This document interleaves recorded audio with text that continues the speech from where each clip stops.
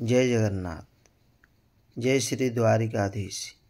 ये होची पावन धरा श्री द्वारका पीठाधीश्वर द्वारकार जी अधीश्वर द्वारकानाथंकर मंदिर एवं आपण माने दर्शन करुचंती। ये होची पतित पावनी गोमती नदी। आपण माने आगो को देखिबे गोमती नदी एवं समुद्र राजंकर मिलन स्थल बा संगम स्थल। ये पवित्र देवभूमि भगवान कृष्णचंद्र वृंदावन रे लीला सारी 120 वर्ष एही जगार लीला प्रकट करिथिले। ये सेही द्वारका नगरी।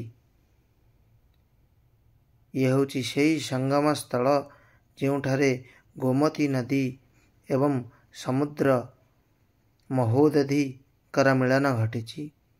ये पवित्र भूमि, ये पवित्र गोमती नदी